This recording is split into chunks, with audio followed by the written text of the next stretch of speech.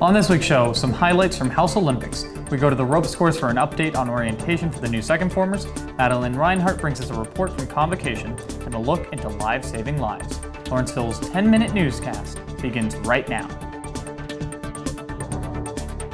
Coming to you from the studios inside the Lawrenceville School's historic Pop Hall, this is L10 with Ghael, Fobes. Hello and welcome to this week's show. Faces of Baltimore, a painting by fifth former Sophia Kai, has been selected for the Art Right Now Tour 2016. After being featured in Scholastic's National Exhibition in New York City, Kai's painting will travel across the country to be showcased in various art galleries.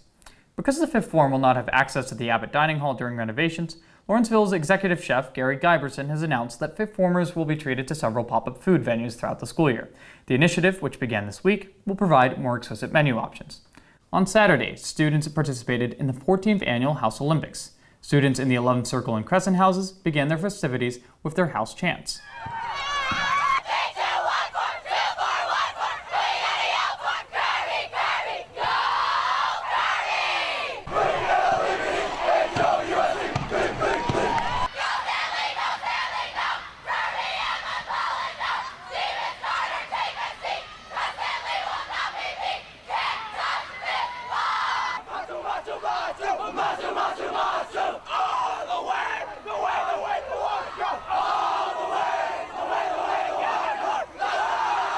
They then moved on to the tug of war.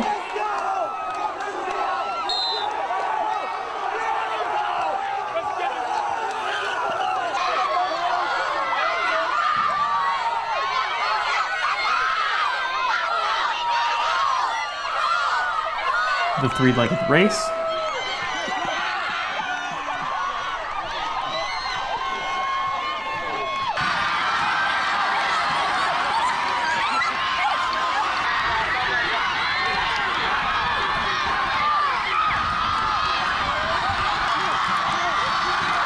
Followed by the bunny.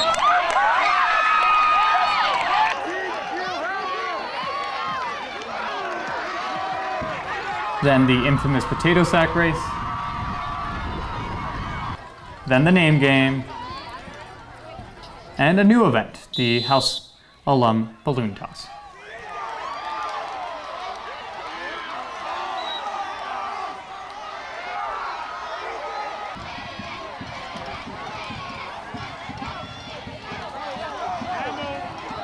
All culminating in the trike race.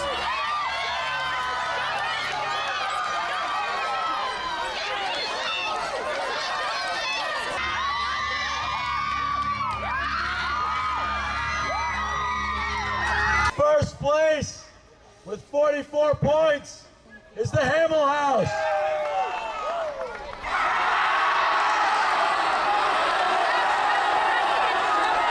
This past weekend, incoming second formers participated in orientation activities, including climbing up the RCIs. Our reporter Annie Hayton had a chance to learn more about the program while speaking to Mr. Hughes, the director of outdoor programs, and speak to some of the students involved. Thanks, Ghael. We're here at the ropes course as this year's second form participates in freshman orientation by climbing on the ropes course and getting to know each other better as a grade. Let's see what's happening. Why do we do freshman orientation using the ropes course? Well, what I'd like to sort of answer that question with is a quote. Plato, the philosopher, writes in the Republic, you learn more about a person in an hour of play than in a day of conversation.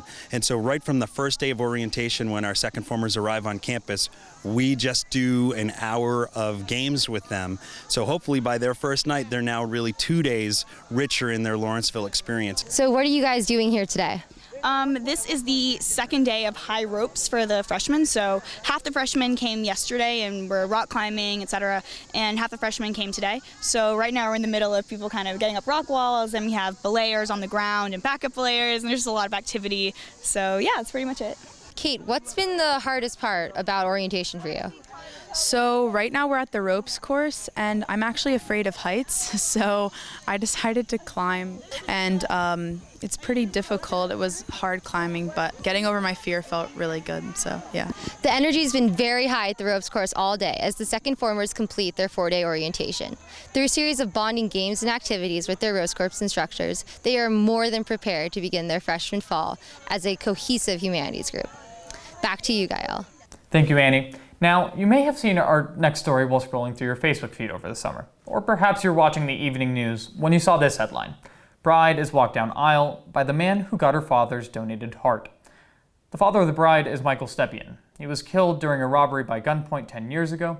In the midst of this horrific tragedy, the Stepien family made a decision that would grant the gift of life to 4 other people through organ donation. Michael Stepien's heart would go to Arthur Thomas. Mr. Thomas, who is Dean Thomas's husband and the former director of college counseling, spoke to our senior features correspondent, Toby Ilogu, about the wedding, the transplant, and the club he and his wife advise, Lives Saving Lives. You spoke at a school meeting, and you inspired a group of Laurentians to take action and form a club called Life Saving Lives. Right. Can you talk about the club and their mission? Sure. After I spoke to the school, told them my story, two juniors came to see me, and these young women asked if we could form a club that I might advise called Lives Saving Lives. And the purpose of the club would be to bring awareness to the positive nature of organ donation. And I said, oh, I'd love to do that. And so we started the club 9 years ago. We've done things like raffle off feeds for houses. We've gone to the house that we support to cook meals for the folks who are there with their family members who are going to get transplants. And we every year have a benefit dinner, which we raise a fair amount of money for organ donor awareness and for the house. And so far, this group of kids from Lives Saving Lives have raised over $31,000, which they've contributed to the house. And it makes me so proud to know that the kids here care enough about organ donation to work as hard as they have. What would you say to the man who more or less gave a part of his whole to save the life of somebody who he didn't know? The first thing I would say to him is I would bless him and thank him for doing what he did, because it wasn't just one organ, it was 4. And I got the heart, but other people got other organs. For every person who gets an organ, not only does that person go on, but 50 people are benefited by it. His family, his extended family, his friends, or her friends. So it makes many, many people happy. And the donors, who are the heroes in this, and they are true heroes, because this is about as altruistic as you can be. The donors also feel that, the donors' families also feel that something wonderful has happened, because they can see a person who's alive who wouldn't have been and having a productive life. And so there's just no question that he has made a difference and his family's made a difference. The second thing I would say to him is how wonderful his family is. Not only did they decide to give away the organs that would save other people, but they are just warm, wonderful people, and I got to know them at the wedding, and we will stay in touch, because we just have, now, at one point it was kind of an intellectual connection. Now it's visceral. Now it's inside us, because we've met and we've talked and we've shared things, and so I'd let him know that he should be very proud of his family.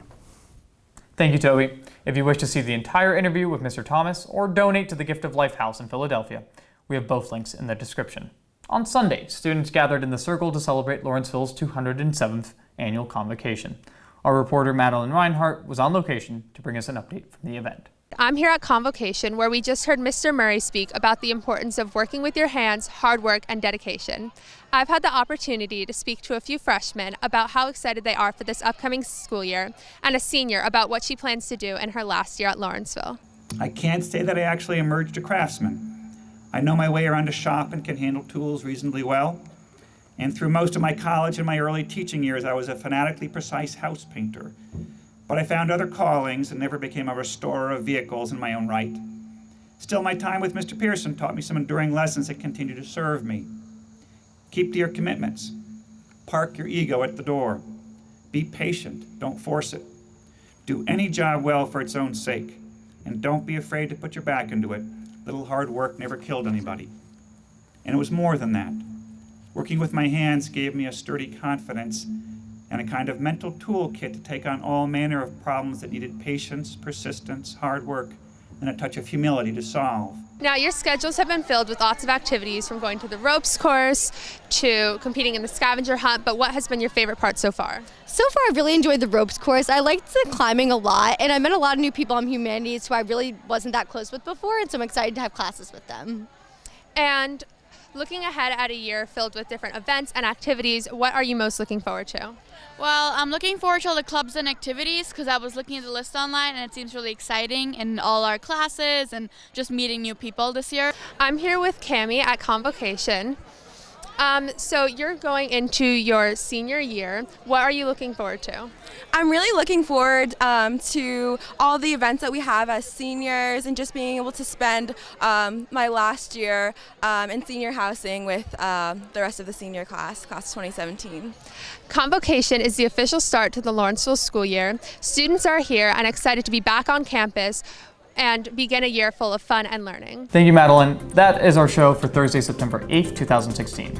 Be sure to like our new Facebook page titled L10 News to keep up with the latest updates regarding the show. And for those interested in being a part of our show, come to our training session on Sunday. Check your email for that info. Also, a quick happy birthday to Aidan and Mr. Dom this week. From all of us here at L10, thank you so much for your continued support, and have a good night.